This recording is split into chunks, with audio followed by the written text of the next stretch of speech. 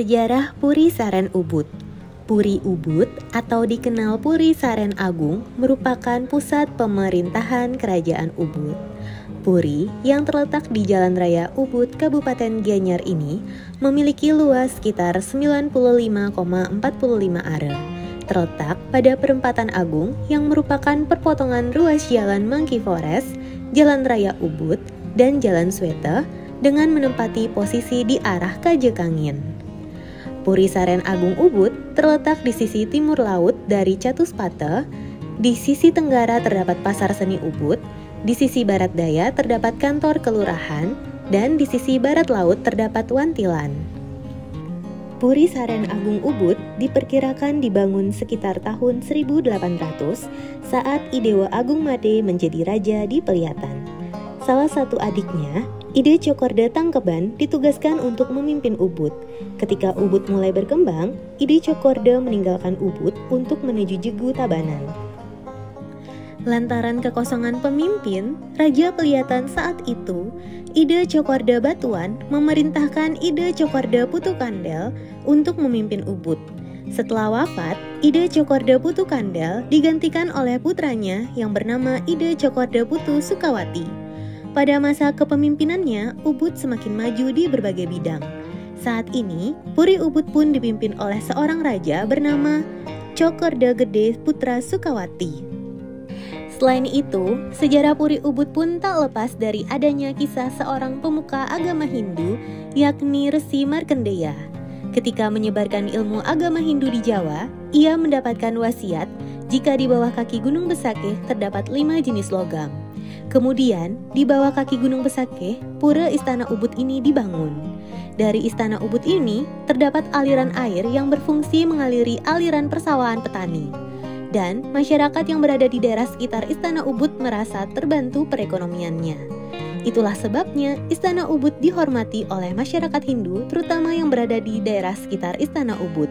Mereka sering beribadah di dalam Istana Ubud atau sekedar melihat-lihat kondisi istana.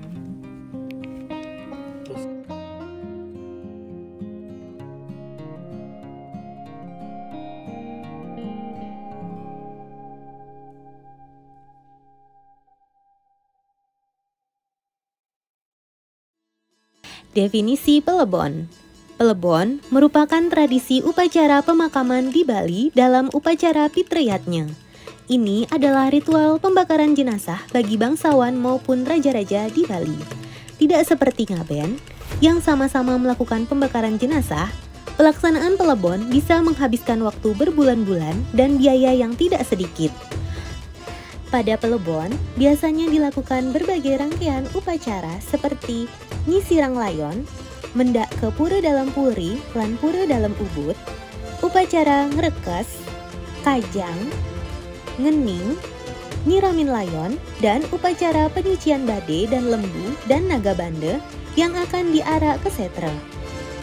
Dalam upacara Pelebon, pihak keluarga akan dibantu masyarakat dalam mempersiapkan berbagai perangkat upacara seperti bade tumpang sia, lembu yang nantinya akan dibakar bersama jenazah, bebanten, dan lain sebagainya. Setelah proses pembakaran selesai, dilanjutkan dengan upacara nuduk galih atau mengumpulkan sisa-sisa tulang untuk diupacarai yang selanjutnya dilarung ke segara. Proses Pelebon. Puri Saren Agung Ubud melaksanakan upacara Pelebon untuk menghormati meninggalnya tokoh Puri, Cok Bagus Santake dari Puri Saren Kauh yang masih menjadi bagian dari Puri Agung Ubud. Cok Bagus Santake merupakan putra mantan Bendese Pekraman Ubud, Newate Cokorde Agung Suyase. Mendiang wafat pada 1 Februari 2024. Semasa hidupnya, beliau dikenal sebagai sosok yang rendah hati dan mengabdikan dirinya kepada masyarakat. Dalam upacara Pelebon yang digelar pada 14 April 2024, Puri Ubud menggunakan badai tumpang 9 setinggi 25 meter dengan berat 5 ton. Dalam pembuatan badai diarsiteki langsung adik dari mantan wakil gubernur Bali, Cokorde Oke Arte Ardana Sukewati, yakini oleh Cokorde Gederake Sukewati. Tidak hanya itu, Puri Ubud pun menyiapkan kelengkapan iring-iringan dari rumah duka, Puri Ubud hingga setre dalam puri, yakni lembu dan naga bande.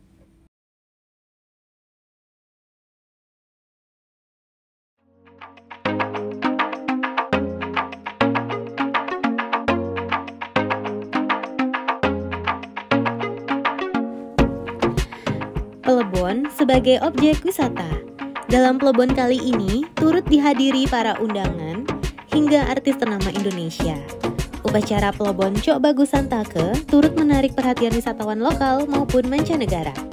Meskipun panas, ruas jalan sepanjang 2 km di Jalan Raya Ubud yang menjadi jalur arak-arakan jenazah menuju setre dalam Puri Agung Ubud dipenuhi lautan manusia, mulai dari warga sekitar dan masyarakat luar Bali hingga turis mancanegara yang antusias menonton. Hal tersebut tidak lepas dari Pelebon yang merupakan tradisi Pulau Dewata yang sudah melekat dan dijaga sejak zaman nenek moyang dulu hingga saat ini.